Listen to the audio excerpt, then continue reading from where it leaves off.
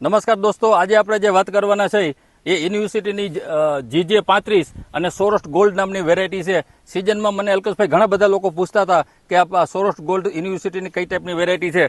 તો આજે અલ્કેશભાઈ એના ખેતરમાં સૌરાષ્ટ્ર ગોલ્ડ વાવેલી છે. તો કેટલા દિવસથી અલ્કેશભાઈ આને સાહેબ થયા છે આજે 71મો દિવસ છે. હા, 71મો દિવસ થયો અને તો બી તમે જુઓ પોપટાથી ભરચક વેરાયટી છે અને આ ટાઈપના એના દાણા થાય છે.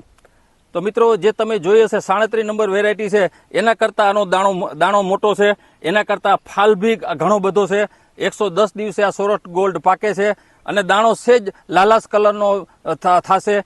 પરંતુ આની ઉત્પાદન કેપેસિટી છે એ મારી દ્રષ્ટિએ ઘણી બધી અત્યારે દેખાય છે. આ સાલે ઘણી જગ્યાએ વાવેતર થયું છે.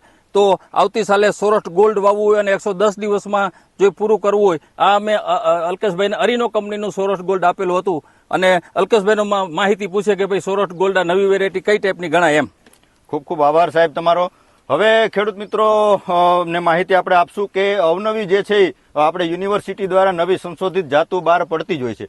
હવે યુનિવર્સિટી દ્વારા જે જાત બહાર પાડવામાં આવે એના જે છે રિઝલ્ટ રિસ્પોન્સ એના ખૂબ સારા જ હોય છે, કેમ કે એની અંદર ઉત્પાદન ક્ષમતા સારી હોય, રોગ પ્રતિકારક શક્તિ એની અંદર બિલકુલ ખૂબ જ સારી હોય, એટલે રોગ પણ એની અંદર ઓછો આવે. તો આવી જ એક વેરાયટી જે છે યુનિવર્સિટી દ્વારા સંશોધિત જે છે સૌરાષ્ટ્ર ગોલ્ડ GJ35 નંબરની વેરાયટી છે, એનું આપણે વાવેતર કરેલું હતું ગયા વર્ષે. એમ જોઈએ તો એનો જે છે બિયારણનો સ્ટોક એટલો બધો યુનિવર્સિટી પાસે પણ નહોતો અને કંપનીઓ પાસે પણ નહોતો, એટલે યુનિવર્સિટી દ્વારા તો ઓછું જ મળેલું છે ખેડૂત મિત્રોને. પણ આ સારી કંપનીઓ દ્વારા જે છે બિયારણ મળેલું છે. તો આ વેરાયટીનું વાવેતર તમે ચોક્કસથી કરી શકો છો. મેં જે છે આ 15 વીઘાનો પ્લોટ જે છે એ અરીનોનું જે છે એ સૌરાષ્ટ્ર ગોલ્ડ GJ35 નંબરની વેરાયટીનું વાવેતર કરેલું છે. આની ખાસિયત એવી છે કે આ પાકવાના દિવસોની જો વાત કરીએ તો 105 થી 10 દિવસે પાકી જાય છે, એટલે કે તમારે શિયાળુ જો વાવેતર સમયસર કરવું હોય તો એના માટે ઉત્તમ જાત છે. બીજા નંબરમાં વાત કરીએ તો આની અંદર સાંઢિયાની સંખ્યા પણ ખૂબ જ વધારે આવે છે. 20 થી લઈને 25% સુધી 3 દાણાવાળો પોપટો એટલે કે સાંઢિયો જે છે આની અંદર આવે છે. તો આનું જે ઉત્પાદન જે કેપેસિટી પણ ખૂબ જ વધી જતી હોય છે.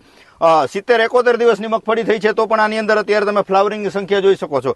ખૂબ જ સારું ફ્લાવરિંગ છે, ઉત્પાદન ક્ષમતા પણ આની ખૂબ જ સારી છે, રોગ પ્રતિકારક શક્તિ પણ સારી છે. આની અંદર રોગનું પ્રમાણ પણ ઓછું છે. તમે જોઈ શકો છો કે આપણો જે છે 15 વીઘાનો પ્લોટ છે, આના જે રિઝલ્ટ ખૂબ જ સારા મળેલા છે. તો ખેડૂત મિત્રો, સારી ગુણવત્તાયુક્ત કંપનીનું જે છે આપણે અરીનોનું જે આપણે વાવેતર કરેલું છે, એટલે આની ક્વોલિટી એકદમ સારી છે. 0% મિક્સિંગ છે અને જે છે ક્વોલિટીમાં નંબર 1 એટલે કે અરીનોનું સૌરાષ્ટ્ર ગોલ્ડ તમે ચોક્કસથી આવતા વર્ષે કંપની પાસેથી મેળવી અને સારી ગુણવત્તાયુક્ત વાવેતર કરવાનો આગ્રહ રાખજો. બીજા નંબરમાં ખેડૂત મિત્રોને વિનંતી કરી દઈએ કે જે છે કંપની ભલામણ કરતી હોય એ મુજબ જ તમારે બિયારણ દર વાપરવાનો છે. ઘણા બધા ખેડૂત મિત્રો એવું કરે છે કે 20 થી લઈને 22 થી વધીને 25 કિલો વાવેતર કરે છે, પણ બિયારણની જાત ઉપર હોય, દાણાની સાઈઝ ઉપર હોય.